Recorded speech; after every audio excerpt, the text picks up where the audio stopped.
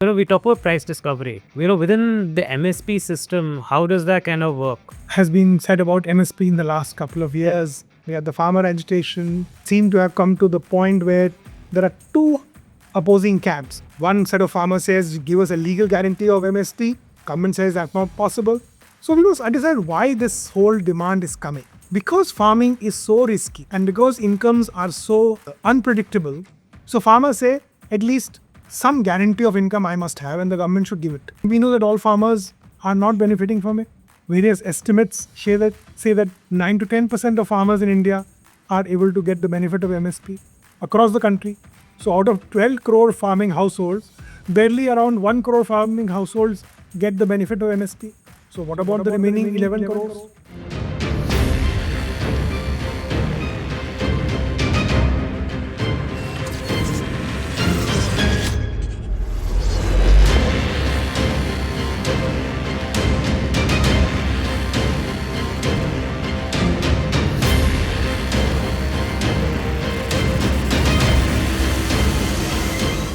Hi, welcome back to Policy Musings, a podcast by BharatGain. In today's episode, we're discussing something that's very critical to every Indian and that employs a large chunk of the workforce in this country. I'm, of course, talking about agriculture.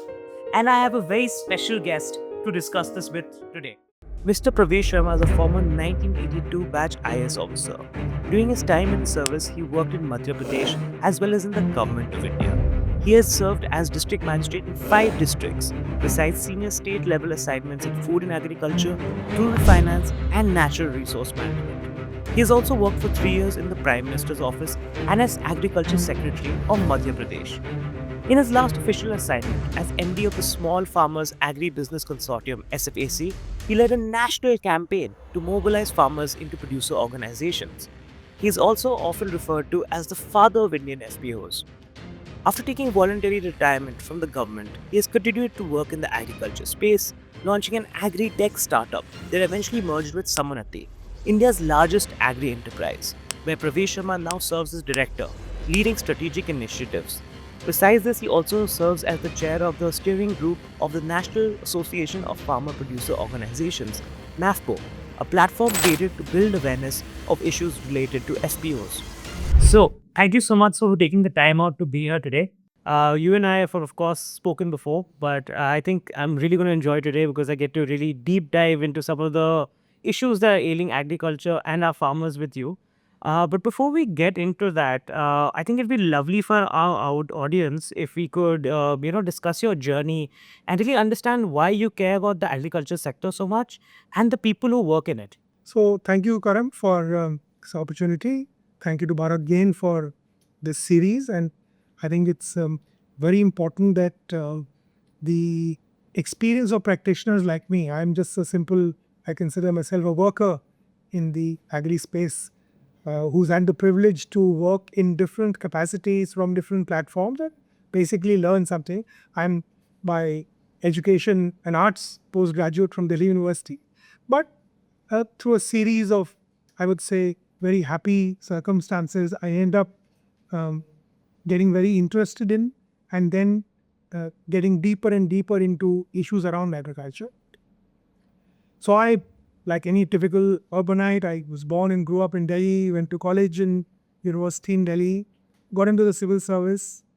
And one of my first assignments within about 2 months of joining the civil service was to be posted in a place called Abujmar in Bastar, okay, which today is in the news for very different reasons. But at that time, it was a very pristine, completely undisturbed tribal tract of what was then undivided Madhya Pradesh. And my task was to prepare a report for the government to eradicate what was called shifting cultivation, which is the tribals basically used to clear one hillside at a time, burn all the forests, then they would cultivate that slope for 4 or 5 years, and then they would let it go and regenerate. Okay. And that was considered very destructive for the environment. The government was very keen that that practice should be stopped. Incidentally, it is still practiced in parts of central India and the northeast. Yeah. What is called June cultivation. And here I was, an arts postgraduate from Delhi, trying to make sense. And I realized that my education had not prepared me at all for, the kind of reality that I saw on the ground. And so I thought that I should, first understand what this whole system is about. So I spent 3 months capping in that area, writing that report. And in that process, I got completely fascinated by agriculture, which I realized was a very complex ecosystem management approach. And in fact, shifting cultivation to the outsider, it looked like it was a very destructive activity. But the truth is that the tribals practiced it in a very sustainable manner, and that they would allow the forest time to regenerate itself while they move to another patch. So, in fact, my report to the government said that we should not eradicate shifting agriculture. And you'd be surprised, it is practiced there to this day, not because of my report, but because subsequently, when I'm sure it played a part, sir. For sure it played a part. many people felt that I was, this newcomer, slightly romantic young man, has got carried away. But today, even agricultural scientists can concede that there is some sense to the kind of natural ecosystem management that tribal communities have practiced. So from there, I basically just got deeper and deeper. And though, of course, I held the typical assignments any civil servant has to have. I had district posting, I was collector, I was secretary, I was commissioner. But I continued to remain in and around the food and agriculture sector. And then from about 1995, which is now 40 years, I have remained only in agriculture. So while I was in government till 2015, I, of course, was handling core issues around agriculture, first in Madhya Pradesh, then in the government of India. And in 2015, I decided to take premature retirement and set up an agri-enterprise. So for the last 10 years, you could say I'm still involved in agriculture, but as an entrepreneur, as a public speaker, as I try to write, I try to share my thoughts. And most importantly, since I'm still learning, I'm traveling all the time and learning from the ground. And whatever I understand is basically what I've learned from farmers, from farm workers, from agriculture scientists, from supply chain operators, from private sector companies. Of course, the ecosystem is so rich. So I consider myself a beneficiary of this ecosystem. And as I said, I'm still working to develop better understanding. Well, we look forward to being the beneficiaries of your knowledge today. And, just on the topic of what you're saying, I think it's very interesting that, that one experience that you had was so transformative that, it led to a career in agriculture completely, even after, you left the service. So you mentioned that you've been kind of sharing your knowledge, in the media and in other places through blogs and through other formats. Since we're on the topic, I read an article of yours in the Mint, I think from a couple of months ago, which talked about the four crises of agriculture. And that was very interesting to me because, you see the country as a whole. I mean, everything seems to be growing pretty rapidly. The sentiment around every sector seems to be very positive. But, there seems to be a certain dissatisfaction within farming that at least I have seen from my perspective. So I found your article very informative. So could you maybe tell our audience a bit about what the four crises are that agriculture is facing? So look at agriculture as a sector. There are three main sectors of the economy: agriculture, industry, services. Agriculture today is still the biggest employer. 45 to 46% of the country's labor force is still being carried by agriculture. Industry only employs around 25%. Another 35% is by services. Right? So agriculture is still your mainstay. Please recall that in COVID, 7 crore additional workers moved back from urban areas into villages, and they're still being borne by agriculture. Yes, that employment is low wage, it's not regular, it's seasonal, but at least the survival is there, right? Thanks to agriculture. But 45% of the country's workforce produces only 17% of the GDP. 1/7, right?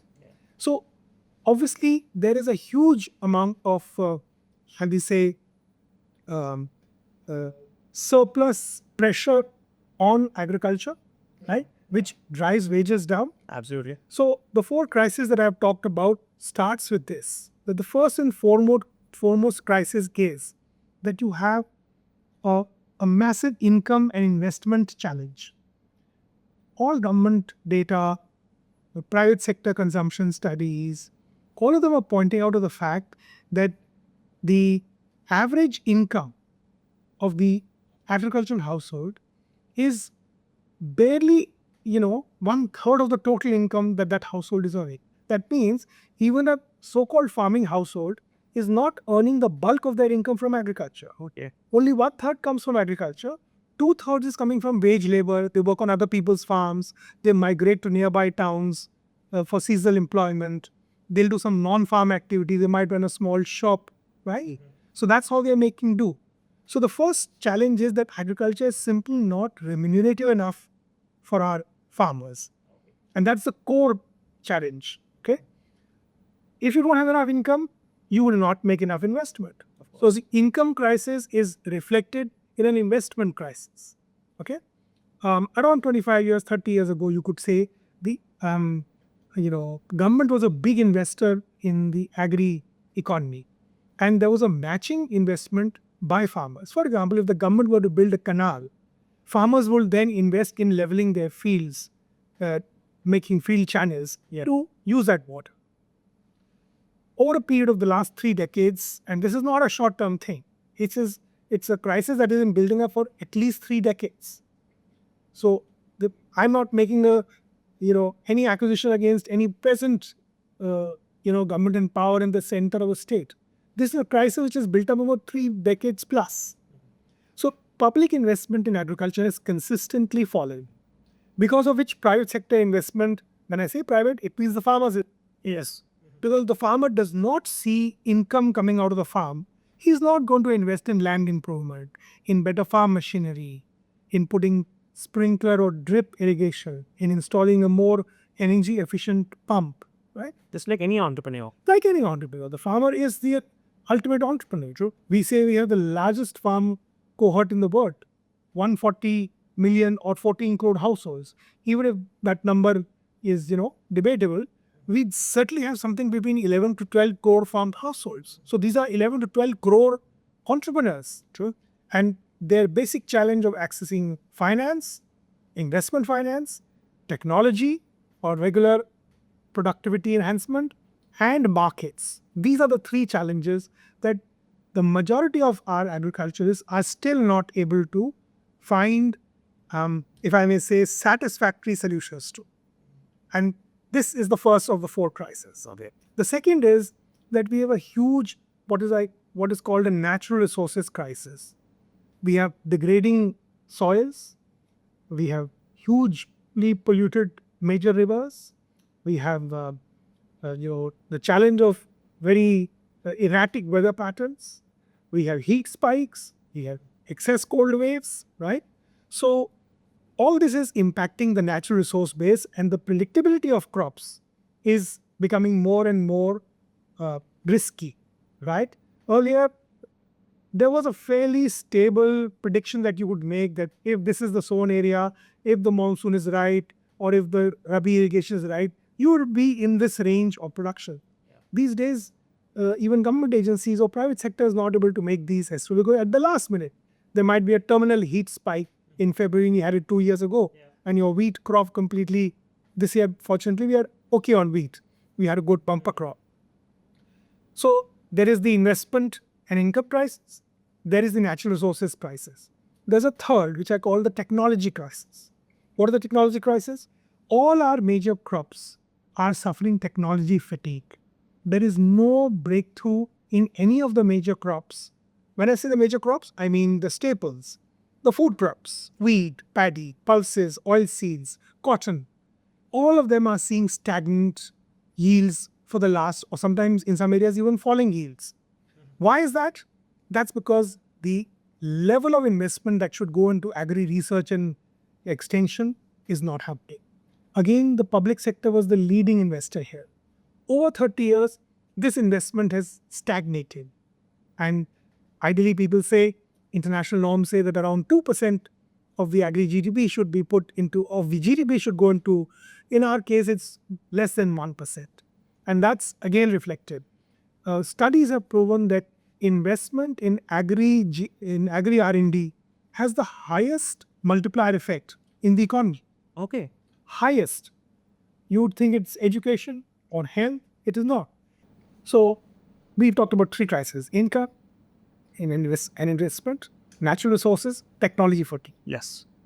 The fourth, in my view, is the most critical crisis, which is the human resources crisis. Today, the youth in the rural areas is simply not interested in agriculture. They would rather join the gig economy, Yeah. come and be a guard outside your and my office, right? The average age of farmers in some of the states is now touching 50, but that's a very dangerous thing. Yes, absolutely. Who's going to be the next generation of farmers, right? We have not invested enough in making agriculture a skilled occupation, a glamorous occupation, an occupation which the young sees driven by technology and therefore is attracted to. Sure. I travel extensively. I was in Jharkhand 10 days ago. Every young man in the village that I met had a smartphone, either a shared smartphone or the family. It's very interesting. Sometimes there's just one smartphone in the family. Yeah. The father will use it in the morning. The mother will use it for some entertainment in the afternoon. The girl child might use it for some, tuition or something in the afternoon. But in the evening, the young man will take it and hit out and go with his friends, watch reels, make reels. So he has access to the same, sites that you and I are seeing in a metro, right? And his aspiration, naturally and rightly, is to those same things. But he doesn't see a pathway towards that. So he thinks, my father's occupation is a losing proposition. Why doesn't he just simply sell the land or mortgage it? Let me go abroad. We know that in parts of the country, youth have left in large numbers, sometimes even through illegal routes, right? The families have taken loans. They pledged land. So these are the four crises which I think really threaten what, in my view, is the single biggest achievement of this country, which is the food security that we managed to achieve for ourselves.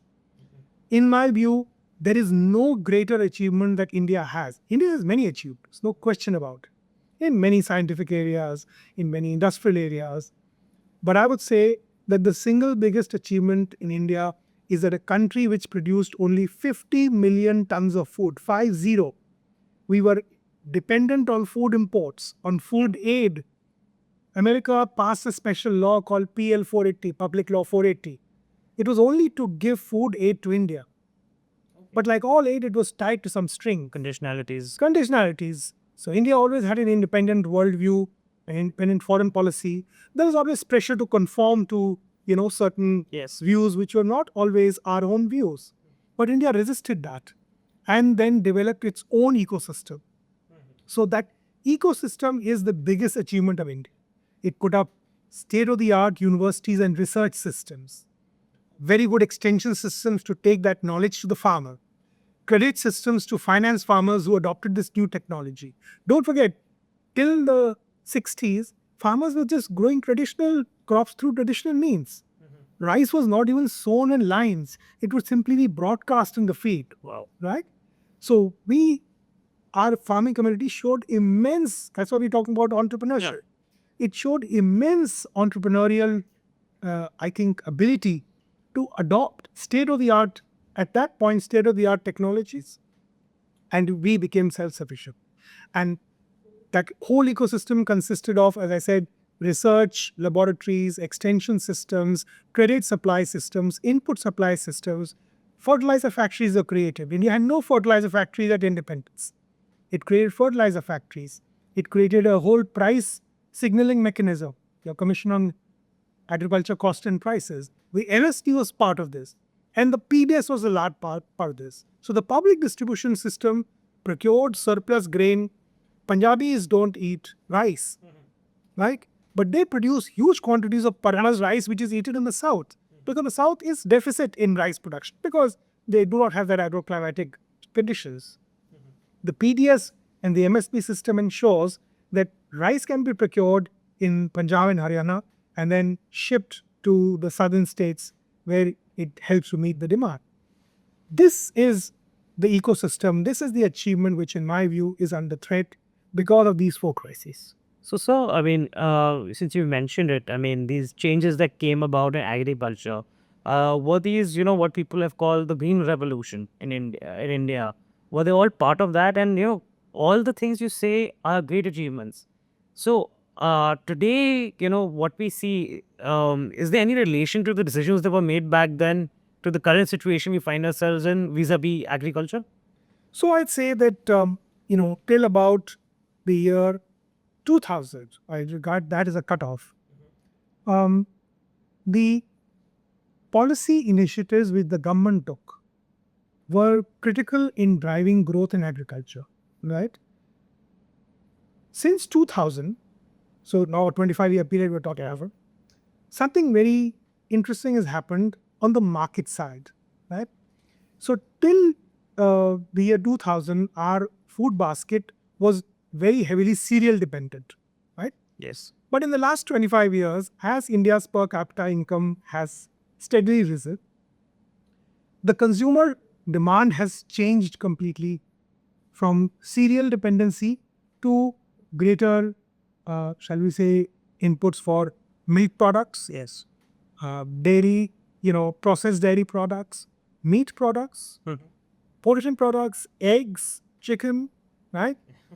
And most importantly, vegetables. Today, the production of vegetables in India is more than the production of food crops. And that's true for the last 6-7 years. Okay? That's because even the lower middle class family, I would not talk about the completely destitute, we can leave them aside. They need assistance, which is fine. But I would say even a lower middle class family, but certainly middle class and upper middle class families, are increasingly eating less cereals and more vegetables, fruits, eggs, meat, chicken, etc. Right? Now, farmers have received these signals from the market and have responded accordingly. Okay. Since 2000, this change in the production system has happened despite government doing nothing about it, or I would say very little about it. How do I say that it's driven by non-government but largely market forces? Government hardly has extension systems for horticulture, for dairy, for fisheries, for poultry. Okay? It's market solutions that the farmer is going and acquiring at whatever cost it is available to him, and then adapt. I was in a very so-called, 20 years ago, it would be called a backward part of Jharkhand, where people would simply be doing subsistence agriculture. And I spent 2 days seeing the most amazing cultivation of vegetables under protected drape, and these are all tribal families. I saw goats being reared for mutton for the Calcutta market. And I met dozens of farmers who, use the word off-season. Off-season sabzi ki taiyari kar rahe. We are preparing for off-season vegetables. Yeah. Now, what is off-season? Because of the unique geographical situation of Jharkhand, which is a plateau, and the climate is, even in the summer, a little more, shall we say, cooler than the rest of North India. So they grow a lot of vegetables which feed big markets like Calcutta and Delhi. In the monsoon, tomato comes to Delhi largely from Bangalore, which is a similar plateau region, and Jharkhand now. For the last few years, Jharkhand is an increasingly big and growing supplier for tomato in the North Indian region. So this is what? Only driven by market signals and farmers taking decisions and seeking out private sector service providers for seed, for technology, for drip irrigation. Yes, government has put in some support structures, but it's basically a private driven effort supported by some good NGOs and civil society organizations. So this change in the last 25 years, what I call the unplanned commercialization of agriculture, I regard this as a positive thing. Okay? It's a very positive development. This is one. The second, again, unintended and unplanned consequence of the last 25 years of policy slow down is the virtual feminization of agriculture. Today, most of the activities, starting from raising a nursery for paddy to the harvest, these activities are largely led by the men. Oh, wonderful. Men are migrating for wage jobs, right? So they are present for key activities like sowing or harvest. They'll come back. The more labor denser parts, perhaps. Right. Yeah. But the regular tending of the crop is essentially being done by women in large parts of India. In large parts of India, especially eastern, central, and parts of northern India, right? So this is the second interesting development. And the third, in my view, which is very interesting and a great opportunity, is that in the last 3 decades, this is beyond 2000, this has been building up since the 90s, we have something like 90 lakh women's SHGs in India's villages. Okay? We have 45,000 farmer producer organizations, FPOs. We have something like 1 lakh cooperatives. So there's a huge institutional structure which has emerged in the rural areas around the agri issues. And these are the structures today which are helping in channeling investment finance. They are undertaking a lot of technology absorption and technology transfer. They are helping to institutionalize many of the, shall we say, practices for supply chain management. So here are 3, I would say, positive developments also. The crises remain, but it's not as the farming community is flat on the ground and saying, well, we are dead. No, they are coping. Sometimes with inadequate, I would say, policy support, but there's a lot of gap which has been filled up by market forces, right? So this, I would say, is a very positive development. And, I think it's wonderful to see the farming community kind of coming together and finding solutions on their own to a lot of these policy challenges. Just before we get into, what the government can do about this and how they can add value and come up with policies that support the farming community, it would just be helpful if you could explain, what an FPO is and what a cooperative is and what the difference is so that we're all just on the same page. Right. So any institution where farmers are members can be called a farmer producer organization or an FP, right? Yes. But legally, there are 2 or 3 different, shall we say, statutes under which these organizations are registered. So if the FPO is registered under the Companies Act, there's a special provision in the Companies Act for farmers to come together and form a company. It's called a farmer producer company. Okay. Right? There is another act, which is the Cooperatives Act, both at the state level, and there's also a Central Cooperative Act. If they register under that, it becomes a cooperative. The difference is largely, I would say, legalistic fiction. We need not worry about that. The important thing is that these are farmer collectives. We can use the generic term farmer collectives or farmer producer organization or FPOs, right? An FPO can be a cooperative. An FPO can be a producer company. They're both farmer collectives. What is important is that they represent aggregated bargaining power. And you will agree, if one farmer goes to buy, a packet of seed or 10 packets of seed, he'll get one price. Yes. But if 100 farmers can aggregate their demand and then buy 1,000 packets of seeds, then they can drive a better bargain. Better bargaining power, better scale. Better scale. Similarly, when they are selling individual lots of produce, their bargaining power in the mandis, whatever it is. But if they were to take a trolley load or a truck load, their bargaining power would be different. Obviously, the bigger buyers will be attractive. And we have hundreds of examples where FPOs are today dealing with corporates, processors directly, supplying to their, factory gate, whether it's a soya mill or an oil mill or a, Britannia or some other processing processor. So I see that as one of the pathways to addressing this challenge which I have been talking about, that these people are not getting enough value. And I must add one more thing here, that one of the big policy decisions that India made early on in its development journey is that it must be self-sufficient in what are called wage goods, which means basically food products. And it must be, not let itself be dependent on import, because in India, given our population size, we would, be very vulnerable to world market really if we were to import humongous amounts of. But the corollary to that is that we also did not allow free export of food from this country, right?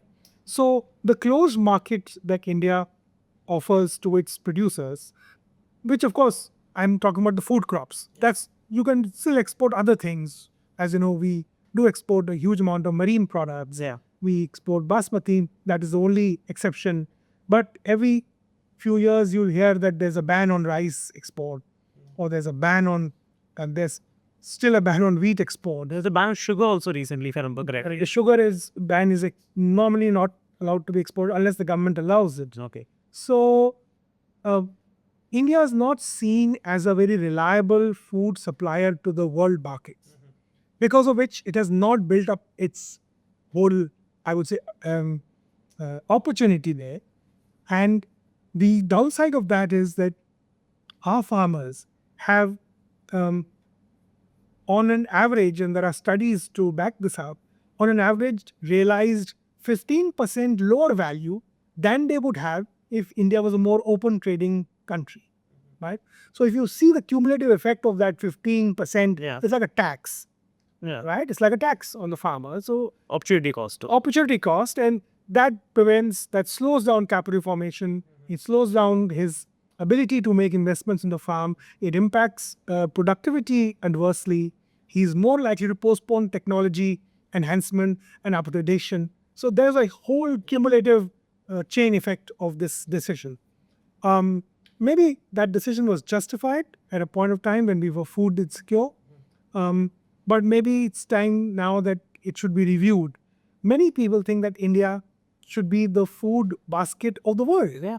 And actually, we do have the capacity to produce far higher quantities, and participate in world markets, but that will require a completely different set of policy mechanisms, which currently do not seem to be on the table. I remember a couple of years ago, and I think they do them frequently now as well. We were doing conferences and summits in India called World Food India, where we were kind of encouraging India as the food basket of the world. So it's surprising to hear that, not more is being done on this front. But moving on, given these issues, I think there's a real need for government intervention and policy change. So why haven't we seen that in the agriculture sector? I mean, there's been a lot of talk about farm laws and things like that over the last couple of years. So where is the disconnect coming from?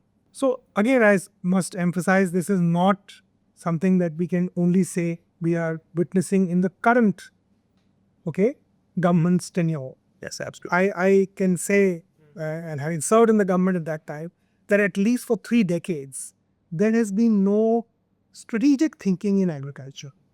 We've seen agriculture largely as a transitory sector where, households will send off their surplus or, additional members to join the service or the industry sectors. But we've seen that is not happening. Yeah. Because that's a very classic, rebalancing of the economy model, which economists have been talking about for something like 50, 60 years.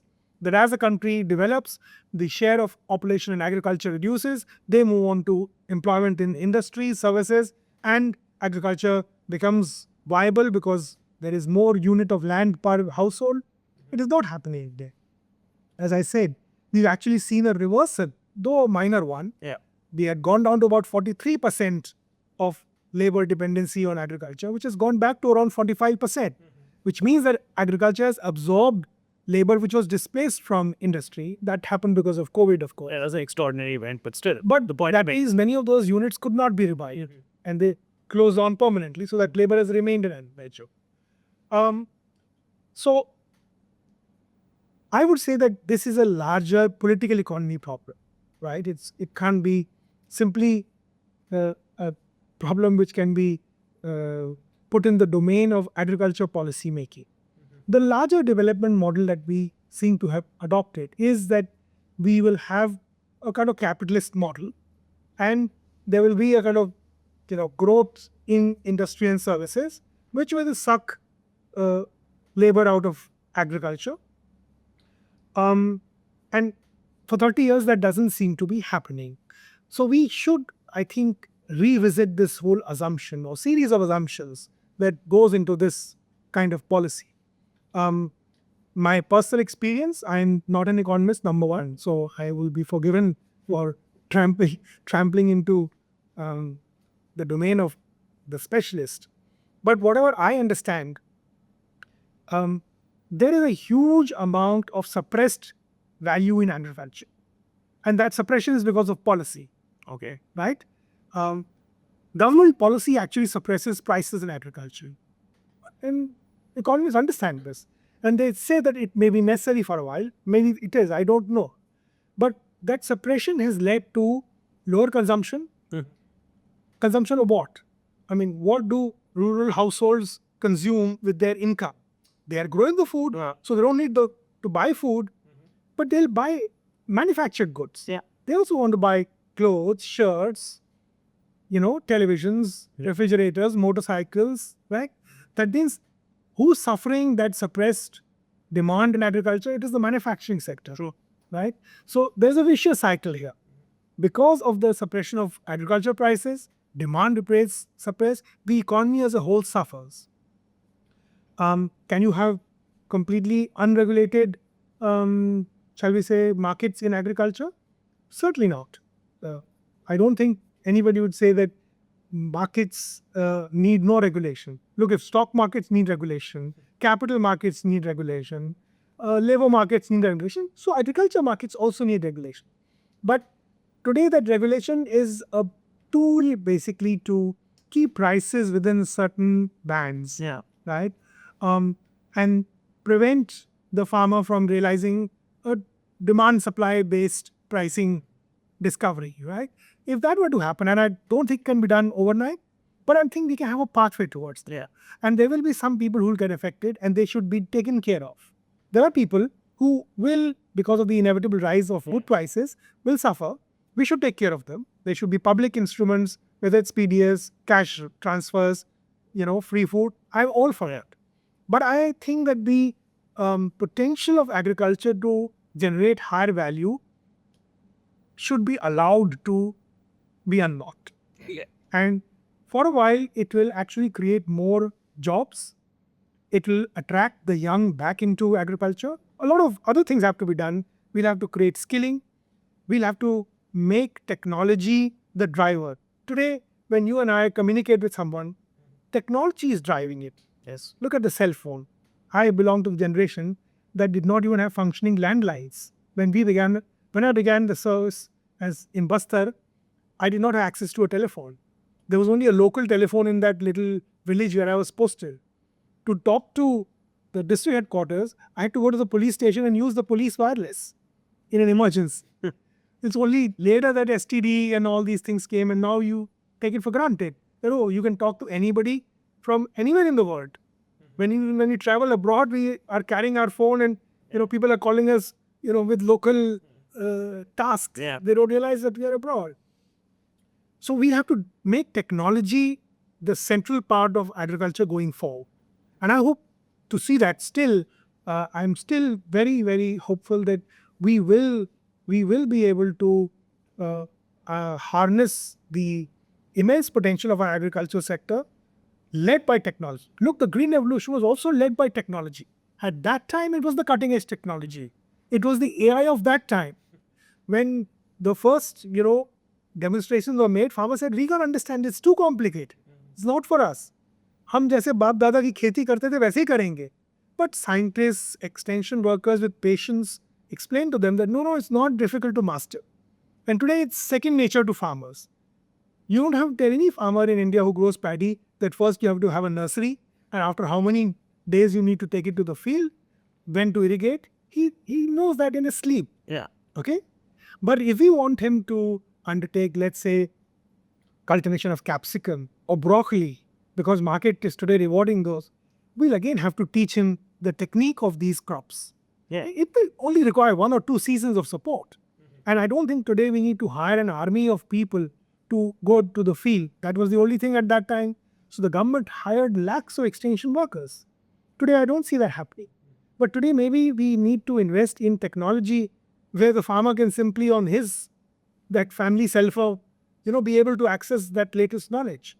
Not even. Easily, reliable knowledge. He should be able to discover prices. Where is the best market around me where I should sell it? He should be able to contact buyers.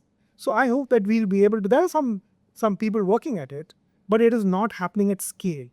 What we need is in the next 5 to 10 years, we need to see scale deployment of technology in agriculture to repeat the green revolution experience and what I call move towards an evergreen revolution. Because today the sustainability challenge in agriculture is far more than it was at that time.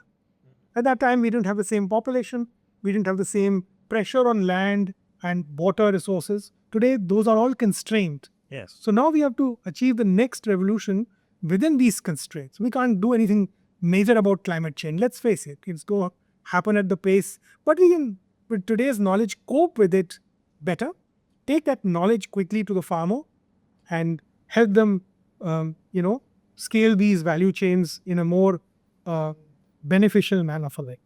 I think technology is the perfect fit for the issues facing farmers today. But at the same time, we talk about price discovery. Within the MSP system, how does that kind of work? So I think lots has been said about MSP in the last couple of years. We had the 3 farm laws, we had the farmer agitation, and we seem to have come to the point where there are 2 opposing camps. One set of farmers says, give us a legal guarantee of MSP. Government says that's not possible. So we must understand why this whole demand is coming. In one sense, this MSP demand is a illustration of the 4 crises of agriculture that I began with, right? Because farming is so risky and because incomes are so unpredictable, so farmers say at least some guarantee of income I must have and the government should give it to me. But we also know that MSP, there is MSP today, after all, for paddy and wheat. But we know that all farmers are not benefiting from it. Various estimates say that 9 to 10% of farmers in India are able to get the benefit of MSP across the country. So out of 12 crore farming households, barely around 1 crore farming households get the benefit of MSP. So what about the remaining 11 crores, right? So MSP, even if you were to declare it as a legal right, I don't think it's going to solve the problem because the market will simply refuse to pay. So I would like to place this whole debate within the larger framework of an income guarantee to farmers. Okay. How do you enhance income of farming households? MSP is only one instrument, but it can't be the only instrument. Agreed. Look, the government is giving a certain amount as a unconditional grant. So that means the government recognizes the farmers need some support. Yes. So it's not called MSP, it's a untied grant. Okay, some people say it's too little.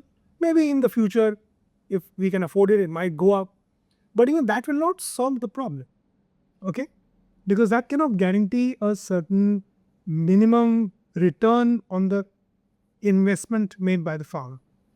So the only way that I see is, let's understand every major agricultural country in the world, including USA, Europe, China, most of the Southeast Asian nations, they give some income support to farmers. Yes. So nowhere in the world are farmers simply left to the vagaries of the market because they are in a very risky profession, right? Yes. If I, was to open an office, let's say for running a service enterprise like yours or mine, as long as I can lock the door at night and go back, I can expect to come back and find my computer, my papers intact. Hopefully. I think most of the time that is what happens.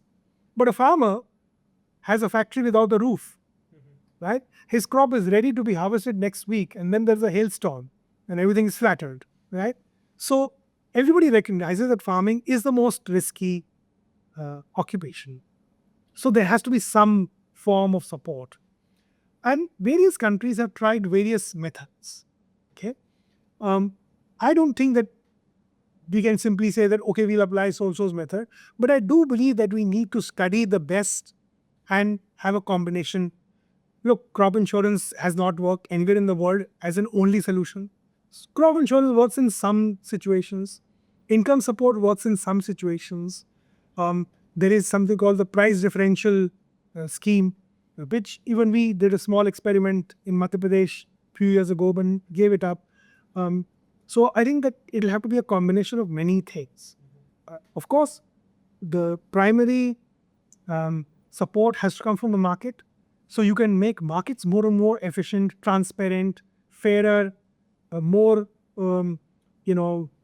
technology driven, reduce the scope for price manipulation, the scope for stock manipulation. All that will help the farm. So it's not one thing which will solve this problem.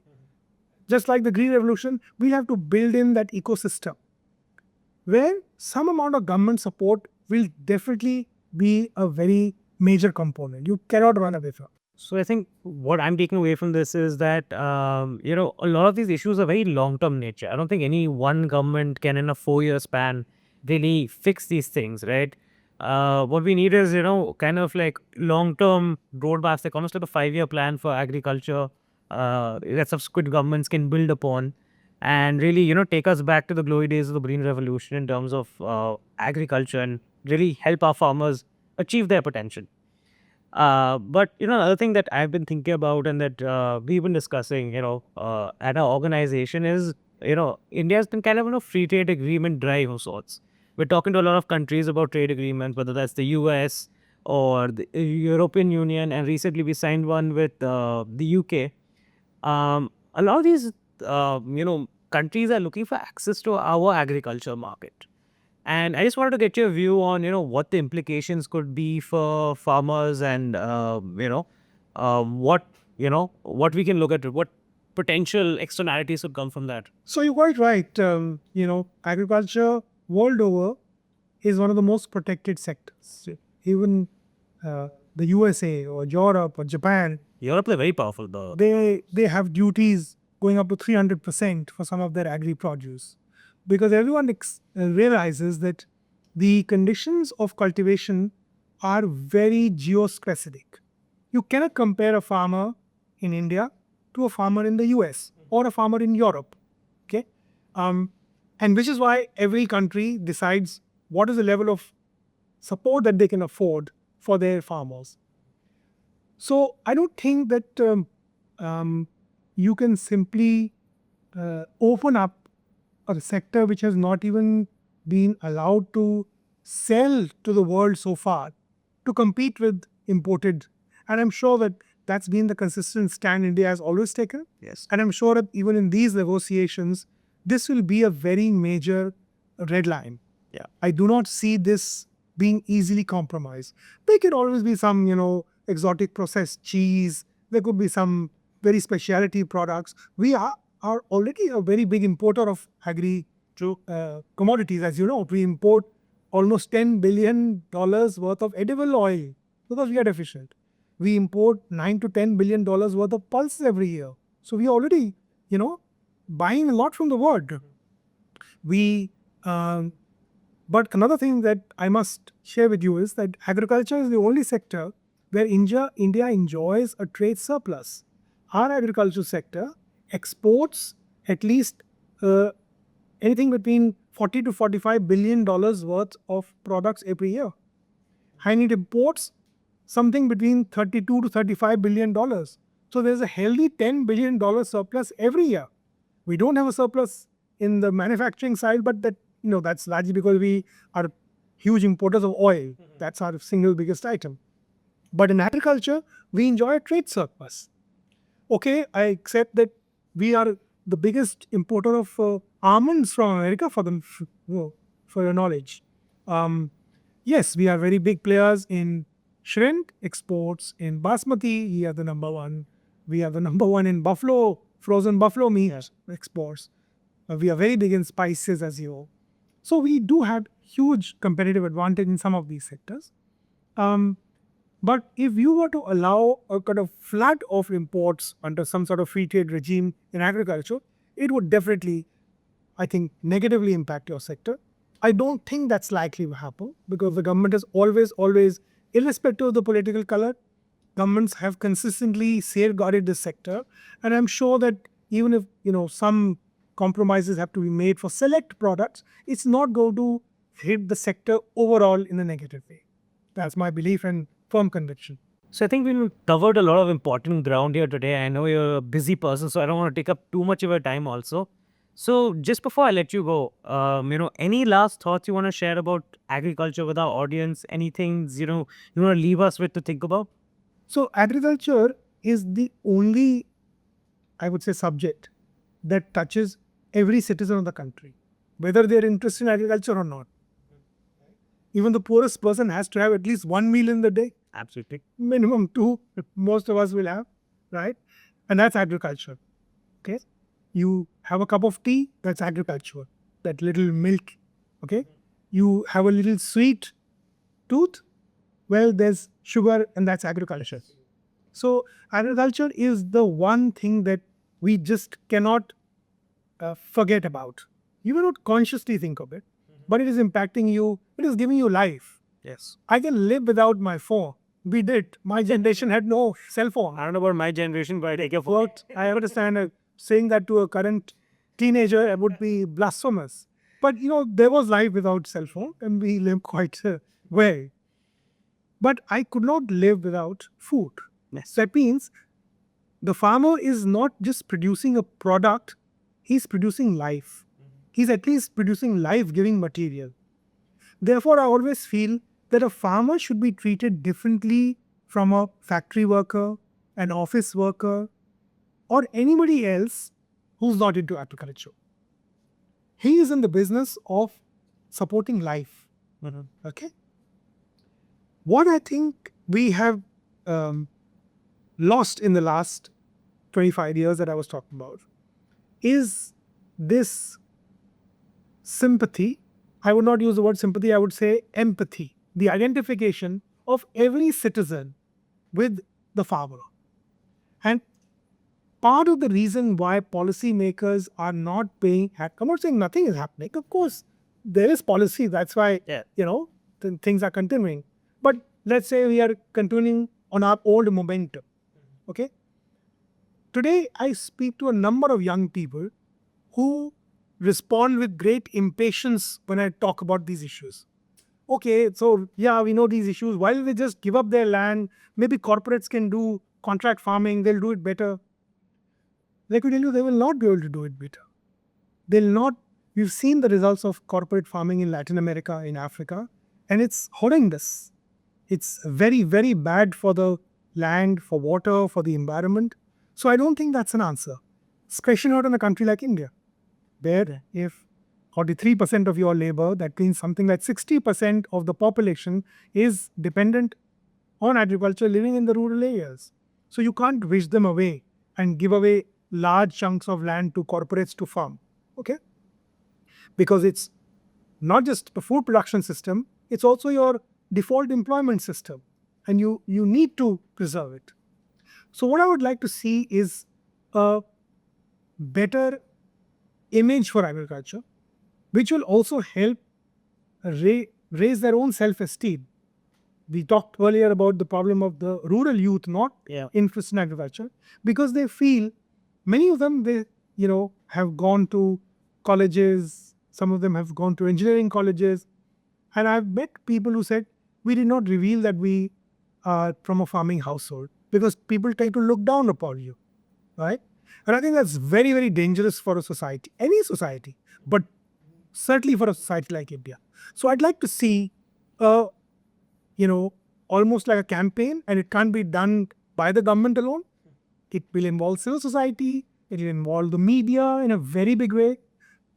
Let me give you just one, fact to ponder about. Do you recall, you're a young man, of course, but do you recall in the last 25 years, a major film around farming or farmers? You will not be able to. Yeah. Maybe Lagan was the last one. Maybe you were too young. No, I see Lagan. I do remember Lagan. Nice. But in the 60s and 70s, the films around rural themes, agriculture themes were, prolific. And they were big hits. So you have simply wiped out the farmer from public, I would say, memory. And you only see him as somebody who's always, demonstrating on the road for MSP, protesting, pushing back against policy which he perceives, protesting against acquisition of land. I think this negativity associated with farmers and farming needs to go. And it needs to be made, if not glamorous, it needs to be accepted as something very respectable, as something very important for the country. And secondly, I think it needs to be seen as a sector worthy of huge investment and innovation. We have some cutting edge technologies that you see on the streets of Delhi, Bombay, even a small town if you go, you see those brands, you see those, technologies on display. I was driving when I went to this Ranchi visit. I was driving down the main road and the number of showrooms for LED TVs and of different sizes, all, simultaneously playing something. It's a very attractive sight. But I have now stopped seeing a showroom for agricultural machinery on any main road, even in a state capital. Okay, you might go to a tier 3 town and you might see a tractor showroom or a, agriculture machinery showroom, but you will not see them. There used to be tractor showrooms in Connaught Place when I was growing up in Delhi. Really? Yes. The tractor showrooms in Connaught Place. Escorts had a showroom where they would display the, and as school kids, we would stand outside and gape at them. So I'm saying, can we make it respectable, if not glamorous again, and bring it back in the public memory? Third, my final suggestion, we need to create pressure for favorable policies. We simply can't say government has to think of everything. What is the role of civil society? Civil society includes media, it includes thinkers, the new generation, which you understand, quote unquote, influencers. How about some influencers pushing for agriculture, rooting for agriculture? Yeah. I'd love to see that. Some reels around agriculture. I think we need to get it back in the public discourse. Once people start realizing how central it is to their lives and to the country's economy, I think we'll see change in agriculture. Wow. I think those are some really sobering thoughts to end on and something to really ponder over. And I hope our audience will help us in making farming cool again. And thank you so much for your time, sir. I've really appreciated this conversation. I think it'll open a lot of eyes.